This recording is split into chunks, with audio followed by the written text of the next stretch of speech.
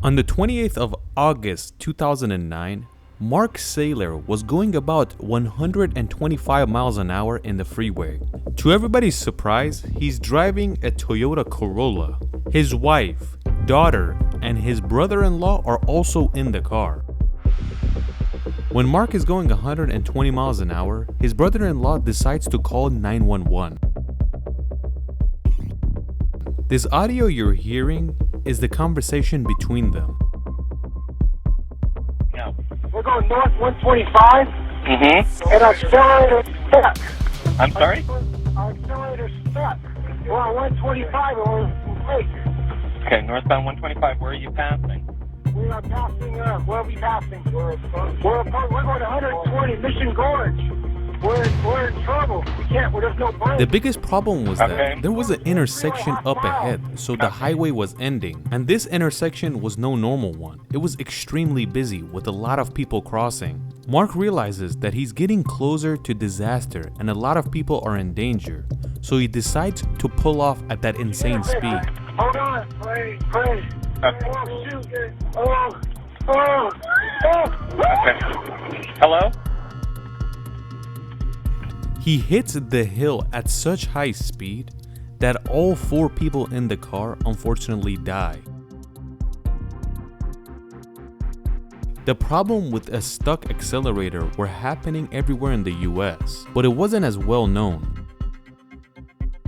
The telephone between the police and Mark Saylor's brother-in-law exploded all over the news, and every news outlet, mostly in the United States, were talking about this incident and how Toyotas have this insane problem.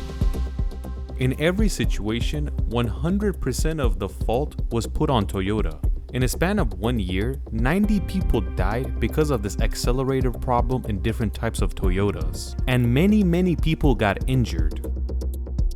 After this incident, Toyota's stock exchange took a hit as well. After this situation is taking place, and Toyota being one of the #1 car manufacturers in America and the world, the Department of Justice said this. They say that it's a national embarrassment that a company like Toyota has made cars like this, and it's putting so many people in danger.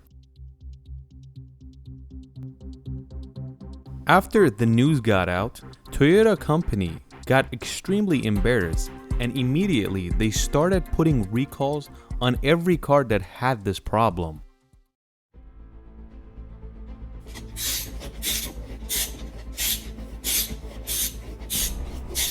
More than 10 million Toyotas all around the world got a recall. And that's an insane number when you think about it, because Toyota is the #1 seller in the world and the US, and most of these accidents were happening in the US. The lawsuits and fines added up to $1.2 billion in the US alone, and around the world, another $1.1 billion.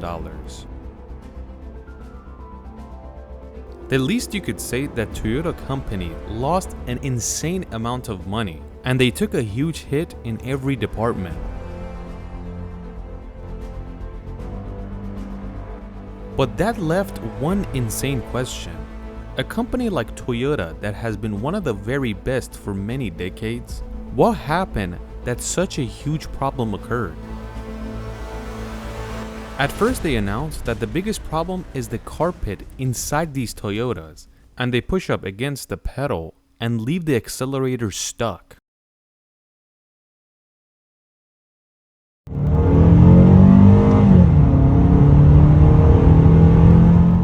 One of the recalls were replacing the carpet alone, because the design flaw caused this to happen. But even after this recall and the carpets being fixed, the problem was still happening. After the recall was unsuccessful, the name of Toyota was taking an even bigger hit, and they were talking about it on the news non-stop. It's at this time where experts around the world start talking about controversial subjects. Like for example, they tell people to learn how to put the car in neutral if the throttle gets stuck, or even turn the engine off if it doesn't allow you to put it in neutral. Use both feet to stomp the pedal. It will eventually stop. They were telling the truth. Corollas, Camrys, Highlanders, and even powerful cars like the Mustang all stop on the dot because the brake pedal always beats the gas pedal, no matter how powerful the engine is. A lot of car magazines tested this on different cars, and the brake would always beat the gas. But that leaves one huge question. When Mark Satan was going 120 on the freeway and stomping the brake pedal, why wasn't the car stopping? Even his brother-in-law is telling the police, "We're hitting the brakes, nothing is happening." This is when news came out that the car Mark Saylor was driving was a loaner vehicle and it wasn't his. So that automatically means he's not used to the vehicle. If you examine all types of cars, the pedal location is always different. Even though the right one is a gas pedal, the middle one's a brake, and the left is clutch, but each car is different. And if someone is not a good driver or they're inexperienced, they could mistake these types of pedals. Research shows that more than 50% of the people that crashed their Toyota because of a stuck throttle, it was either a loaner vehicle or a rental. You might say all pedals are the same, but that's not the case. If you look at different pedals from different manufacturers and different Toyotas for that matter, they all have different pedal placement. After all this is happening, two major administrations start investigating. One is the National Highway Traffic Safety Administration, and the other one is NASA. It's interesting to note that modern cars have a form of black box in their vehicle, not like the plain one where it records everything that happens, but it can record what was happening while the car is crashing and before, so they can tell if there's a brake pedal or a gas pedal being pressed. So when they open up the black box after an accident, they know exactly what was happening in terms of sensors. When NHTSA and NASA investigate this, they realize that almost every case, the person wasn't even pressing the brake pedal and they were only on the accelerator. They assumed that this is only driver error, so they named this issue of Toyota's pedal error. So case closed, right? It was all the driver's fault. But no, it's not that simple. If this issue was only happening in third world countries, nobody in the world would probably care. But since it was happening mainly in the US, everybody cared. This is when they investigated it even more. They did testing exclusively on different types of Toyotas and realized that every single Toyota stops if you're pedal to the metal and you hit the brakes.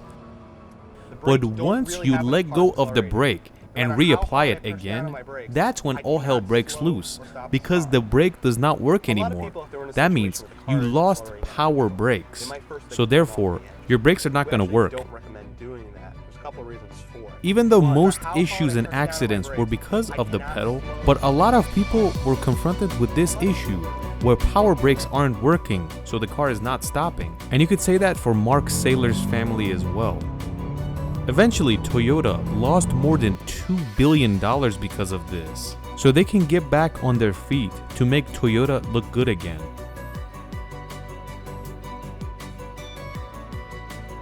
If you would like to know which Toyotas had this issue through 2009 to 2011, this is the list, which goes from Toyota Sequoia all the way to Toyota Corolla.